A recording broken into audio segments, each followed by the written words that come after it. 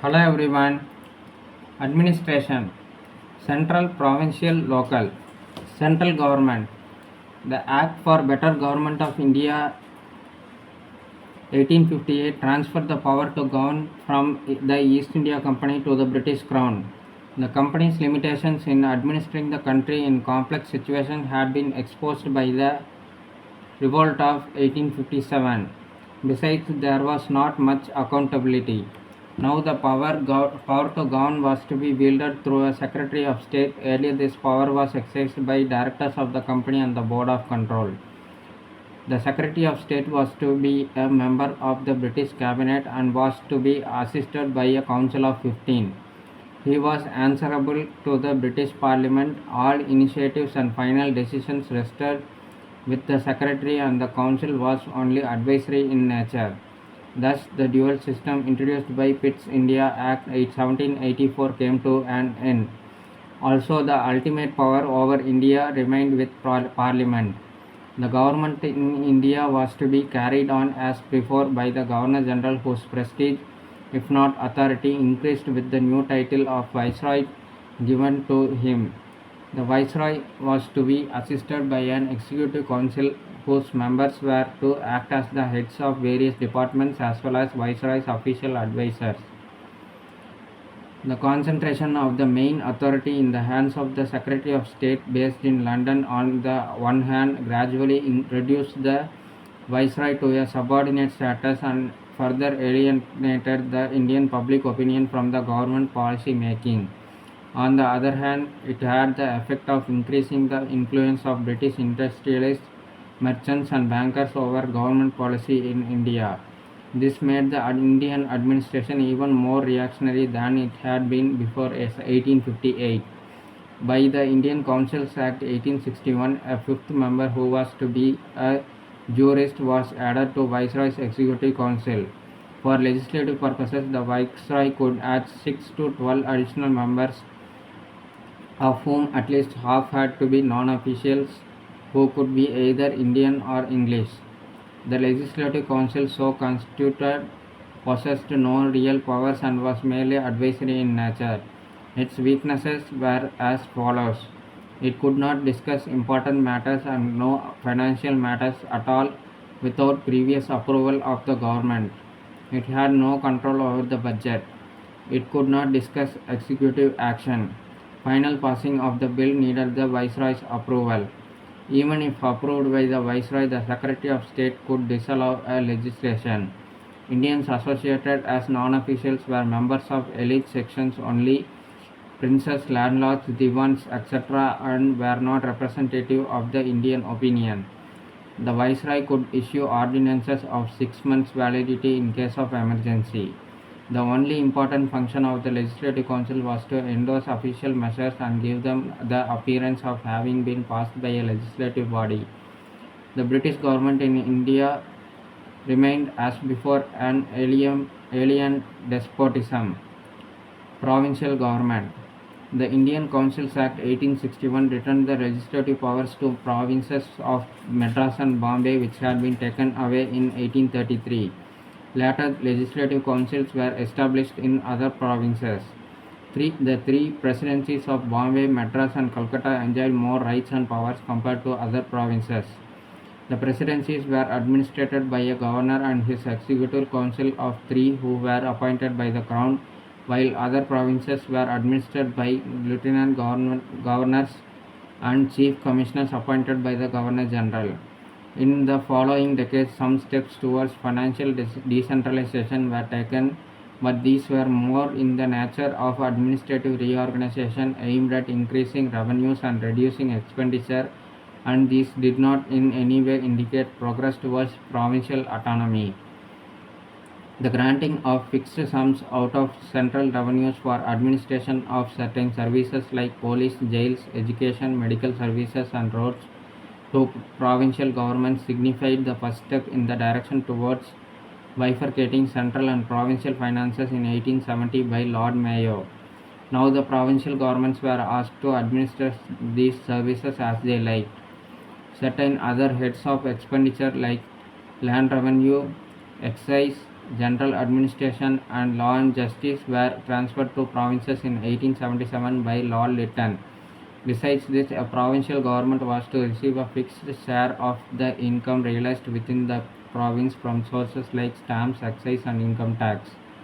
In 1882, all sources of revenue were divided into three groups: general, going entirely to center; provincial, going entirely to the provinces; and those to be divided between the center and the provinces. Nevertheless, the central government remained supreme and retained detailed control over provinces. This was inevitable since both the central and provincial governments were completely subordinated to the Secretary of State and the British government. Local bodies.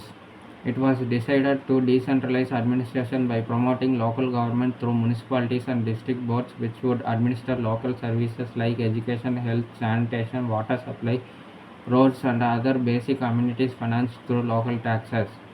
There were many factors which made it necessary for the British government in India to work towards establishing local bodies.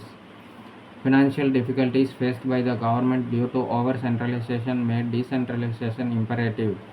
It became necessary that modern advances in civic amenities in Europe to be transplanted in India, considering India's increasing economic contacts with Europe.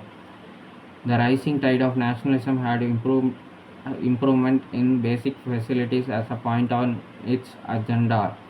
A section of British policymakers saw association of Indians with the administration in some form or the other without undermining the British supremacy in India as an instrument to check the increasing politicization of Indians.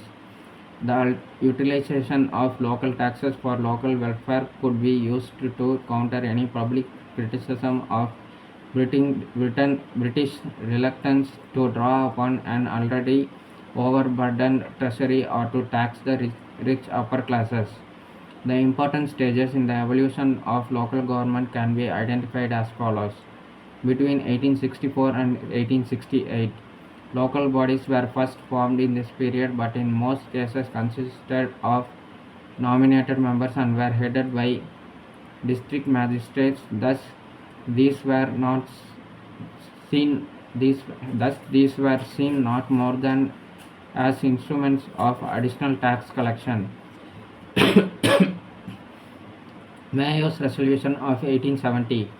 Financial decentralization was a legislative revolution inaugurated by the Indian Councils Act of 1861. Apart from the annual grant from imperial government, the provincial governments were authorized to resort to local taxation to balance their budgets. This was done in context of transfer of certain departments of administration such as medical services, education, and roads to the control of provincial governments. This was the beginning of local finance. Mayo's resolution emphasized local interest, supervision, and care are necessary for success in management of the funds devoted to education, sanitation, medical relief, and local public works. The various provincial governments such as in Bengal, Madras, Northwestern Province, Punjab passed municipal acts to implement the policy outlined. Rippon's resolution of 1882. The government of Ripon decided the provincial governments to apply in case of local bodies the same principle of financial decentralization which Lord Mayo's government had begun towards them. For his contributions, Lord Ripon is called father of local self-government in India. The main points of the resolution were as follows. Development of local bodies advocated to improve the administration and as an instrument of political and popular education. Policy of administrating local affairs through urban and rural local bodies charged with definite duties and entrusted with suitable sources of revenues. Non-officials were to be in majority in these bodies, who could be elected if the officials thought it was possible to introduce elections. Non-officials were to act as chairpersons to these bodies. Official interference was to be reduced to the minimum and to be exercised to revise and check the acts of local bodies but not to dictate policies. Official executive sanction required in certain cases such as raising of loans, alienation of municipal property, imposition of new taxes, undertaking works costing more than a prescribed sum, framing rules and bylaws, etc.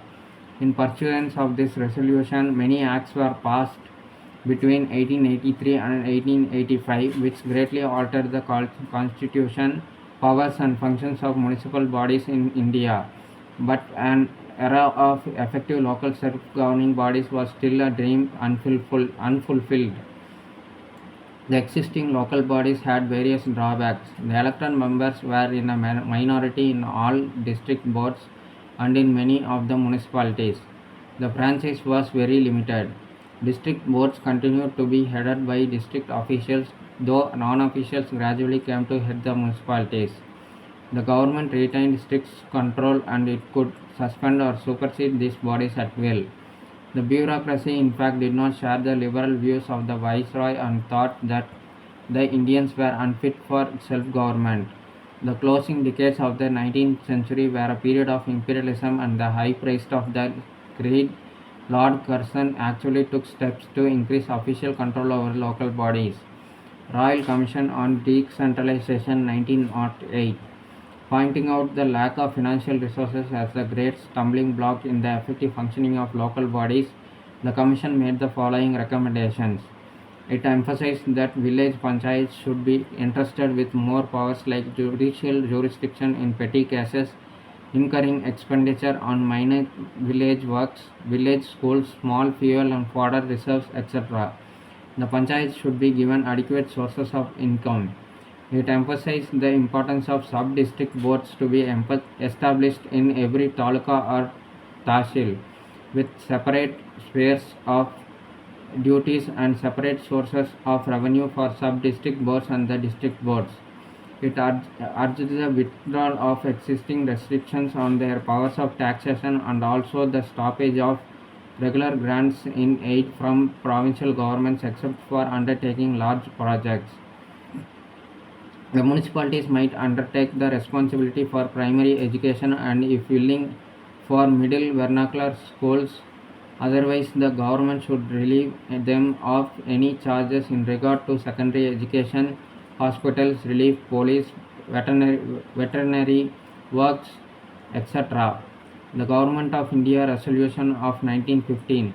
This resolution contained the official views on the recommendations of the Decentralization Commission, but most of the recommendations remained on paper and the condition of local bodies continued to be as it was left by Lord Ripon.